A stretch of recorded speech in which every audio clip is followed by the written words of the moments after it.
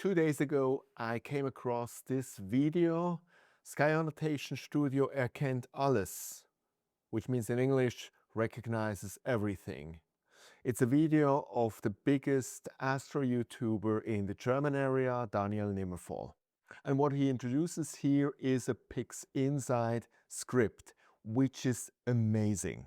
And so I decided that I have to present that to the English-speaking community too.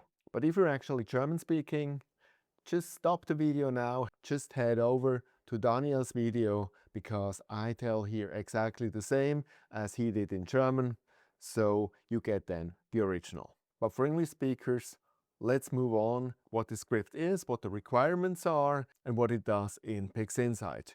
And what this script actually does, you see it here in the thumbnail.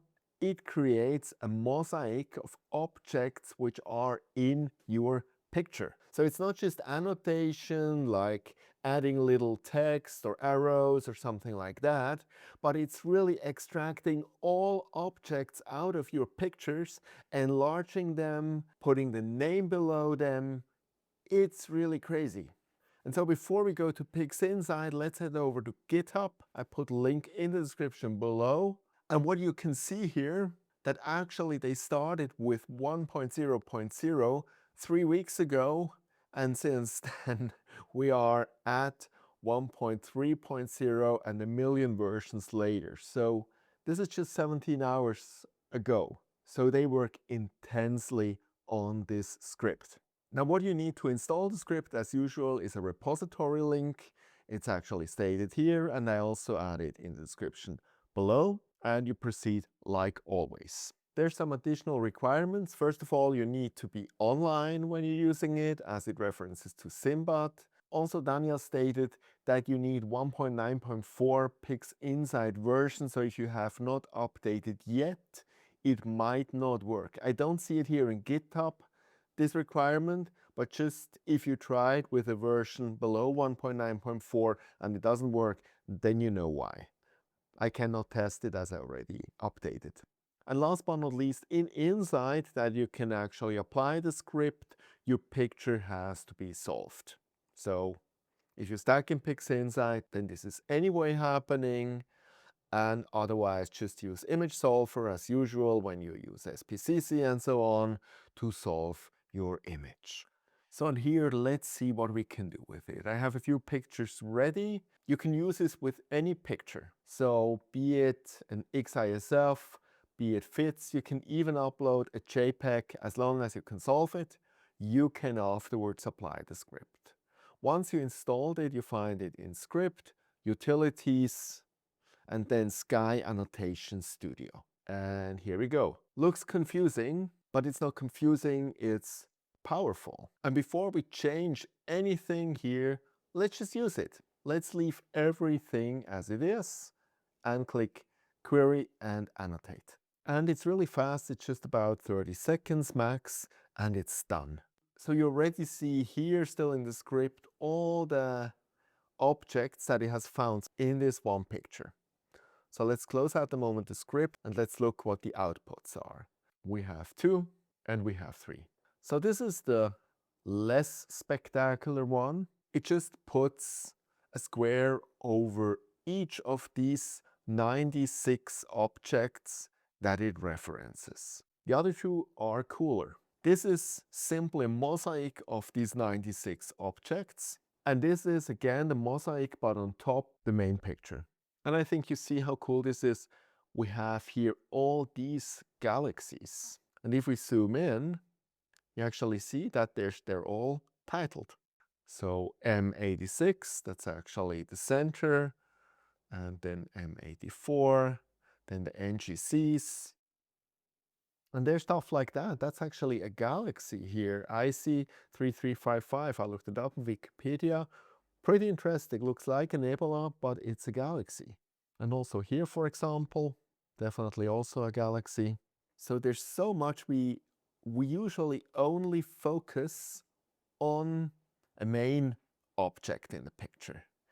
And we miss all the cool rest, which is just too small that we really pay attention to it. But look how many things and how colorful all this stuff is that we actually captured with this one picture. So can we make this even better? And we can, and I want to show you now a few tips. Let's take for that another picture here, M100. So again, AnnotationStudio. So the first thing we can do, we can actually activate here experimental Sinbad size crops. That just ensures that if some objects are rather big, that they're a little bit cropped and will fit nice in these little mosaic boxes. Then what's also nice here is color code object classes. If we do that, the NGC and the Messier and so on, they call it differently. So that makes it a little bit nicer to watch. We can enter here the main object. That's in this case M100. The preview label alignment is actually better if it's centered, then it looks nicer. And what I also think is great is here the output mode. Now it's on showcase. And I think poster is even more attractive. We can put that on here. We can also sort it differently. For example, by the visible size, by the distance from center, by the name, by the redshift. So you have a lot of different options. I leave this now on default. Here on the patch size, if you reduce the number, then it actually enlarges smaller objects. So go here on 70%. And with that, let's try it again. Let's close it and let's look at it again. And I think it looks better this way with the color coding. So we see nicely again all the different objects it has identified.